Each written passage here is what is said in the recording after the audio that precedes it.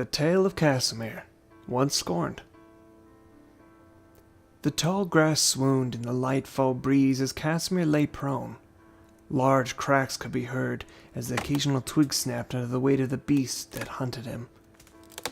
The slight flutter of the wind that came down with loud, sudden bursts, and Casimir knew he had seconds before being impaled by beak or talon. He instinctively rolled when there was a lull in the sound, when suddenly came the expected crash and thud that sent him launching up onto his paws.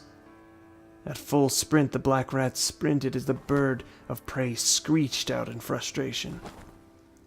"Not fast enough, dragon," he shouted, half laughing at the tale the locals had spun him with there being a dragon in these parts. He quickly regretted the outburst when it corrected itself and floated up quickly into another jolt of movement. Casimir jumped full distance into a hollowed log only to be followed by the crack of wood. The log did not give way, but it took the full brunt of the impact, and it could be heard throughout. Casimir, however, felt the warm pooling of blood on his fur and clutched it tightly. The hawk was furious and slammed 3 more times before landing and stopping right outside. Casimir gasped for air as he realized that the talon went much deeper than he had hoped. The pain washed over him, and he went through the motions. He took a vial from his pocket and quickly drank the bitter liquid. No sooner had it reached his stomach did he feel an overwhelming calm as it rushed over him and closed his wound. "That was close," Casimir said to himself.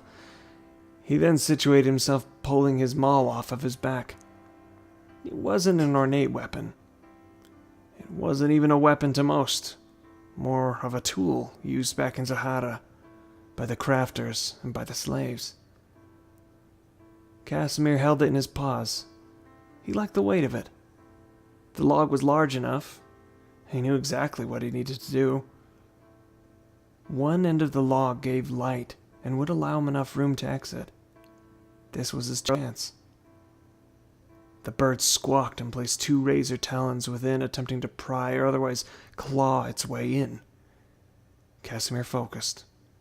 His anger was rising in him, and he made him feel the rage of every lost friend, every pain, and betrayal.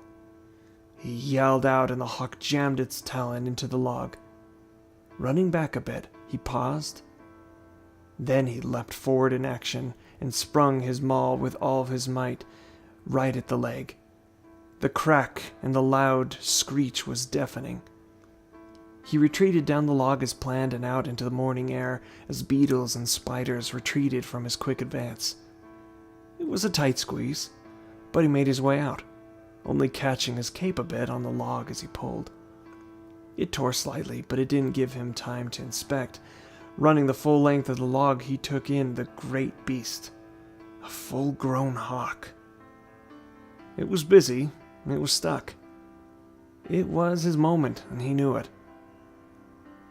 The leg that broke, the wood splinters, acted as a sort of trap, and it struggled in pain, noticing Casimir a millisecond too late. With great force, the maul brought down on the base of the skull made the bird flail wildly for a moment, then drop hard onto the grass. The wing of the bird slapped Casimir in the struggle, and he fell so hard that he fell unconscious. Not for long, but enough to frighten him greatly. So much can happen in seconds. Dynasties have toppled with less, he thought to himself. Casimir shot up in the sitting position and assessed what the situation was. A dead hawk lay motionless with no sign of his maul or pack. "By the by, perhaps learn not to provoke dragons," he smiled, with blood coming from his upper lip. He wiped and grimaced in pain as he stood. It took him several minutes, but found his belongings and took to the underbrush. This time stepping even more carefully. He was getting close, after all, and so far away from his past he could taste the change like the blood in his mouth.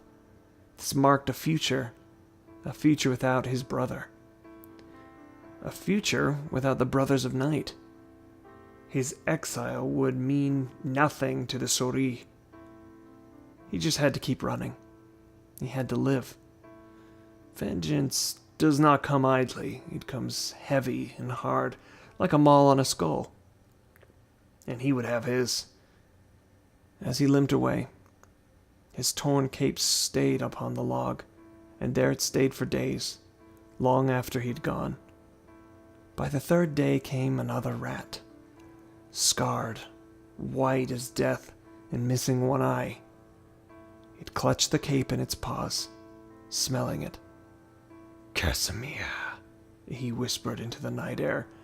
"I'm coming, brother."